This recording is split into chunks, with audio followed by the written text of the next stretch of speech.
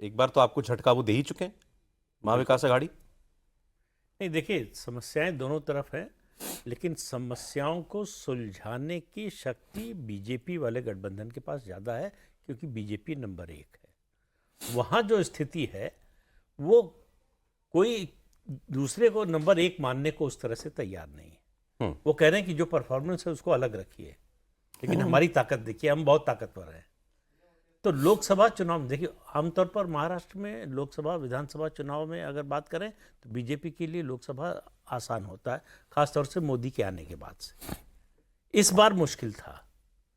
इस बार विधानसभा चुनाव आसान होगा लोकसभा चुनाव की तुलना में।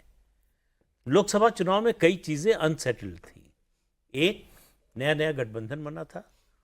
बीजेपी ने जो शिवसेना और एनसीपी को तोड़ा, उसका रिएक्शन लोगों में किस तरह का है, कितना है, उसका नुकसान होगा ये तो अंदाजा था, कितना होगा ये अंदाजा नहीं था। दूसरा, ये दिमाग में था सबके और पूरे देश में, केवल महाराष्ट्र में नहीं, कि मोदी जी का चुनाव है, उनके नाम पर वोट पड़ेगा, तो बाकी कौन क्या करता है, क्या बोल रहा है, इससे कोई फर्क नहीं पड़ता है। वो ओवर कॉन्फिडेंस जो है वो भी महंगा पड़ा। दूसरा, ये पता नहीं था कि एकनाथ शिंदे और उद्धव ठाकरे में शिवसेना का जो मूल कैडर है, जो मूल समर्थक वोटर है, वो ज्यादा किसके साथ जाएगा, डिवाइड होगा, ये तो तय था। तो लग ये रहा था कि सिंपैथी जो है उद्धव ठाकरे को मिलेगी।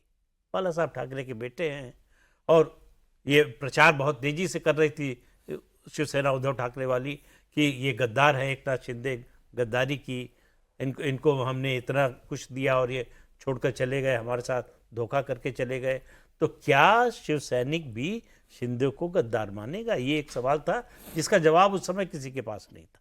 ये सारे सवालों के जवाब दे दिए हैं लोकसभा चुनाव। क्या सेटल हुआ फिर इस विषय पर? चुनाव के नतीजे बताते हैं। स्ट्राइक रेट जो है एकनाथ शिंदे का उद्धव ठाकरे से बेहतर है, तो उनको जो है समर्थन ज्यादा मिला है शिवसैनिकों का, और ये कंटिन्यू करना चाहिए विधानसभा चुनाव में। हाँ, कम से कम आप देखिए, जहां सीधी लड़ाई हुई है उद्धव ठाकरे और एकनाथ शिंदे की, वहां एकनाथ शिंदे ने बेहतर परफॉर्म किया है। तो किसी और क्षेत्र में किया होता, कांग्रेस के खिलाफ या शरद पवार के खिलाफ, तब ये इसका उत्तर सीधा सीधा नहीं मिला होता। लेकिन चूंकि सीधी सीधी लड़ाई हुई तो इसलिए, और उद्धव ठाकरे के पास वोट कहां से आया? उद्धव ठाकरे का वोट अभी जो दिख रहा है उसमें ज्यादा कंट्रीब्यूशन मुस्लिम वोट और जो दलित वोट है कांग्रेस और शरद पवार का, उसका कंट्रीब्यूशन है। तो इसलिए उद्धव ठाकरे की जो ताकत दिख रही है उससे भी कम है। तो एक चीज ये है। दूसरा, जो नाराजगी थी पार्टियों को तोड़ने की बीजेपी से, वो मुद्दा खत्म हो चुका है। अब उस पर लोग गुस्सा निकाल चुके हैं, तो फिर से उस पर गुस्सा निकलेगा, ऐसा कोई कारण नहीं है। दूसरा, बीजेपी का संगठन, हारे या जीते, देखिए हर चुनाव आप जीत नहीं सकते, लेकिन इतना है कि आपका संगठन कितना संगठित है, उसमें सामंजस्य कैसा है चुनाव के समय, ये बहुत मैटर करता है। आपका बहुत बड़ा संगठन होगा, लेकिन चुनाव के समय अगर वो शिथिल है तो फिर आपको उस संगठन का फायदा नहीं मिलता।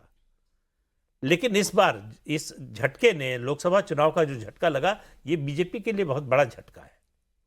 वो ये तो मानकर चल ही रहे थे कि हम लोकसभा में नंबर 1 होंगे, गठबंधन न हो बीजेपी होगी, वो भी नहीं हुआ। तो इसलिए जो है उस झटके से उबरने के लिए जो करना चाहिए था उससे ज्यादा कर रही है, जो भी देवेंद्र भी कह रहे थे, और बिल्कुल सही, सबक लिया गया है, और सबक लिया गया है, सबक लेते ही उस पर काम शुरू हो गया। ठीक है। एक तो ये होता है कि आपने मान लिया कि हाँ ये गलती हुई, दूसरा उस गलती को सुधारने का भी प्रयास कर रहे हैं। ठीक है, ये दोनों चीजें एक साथ।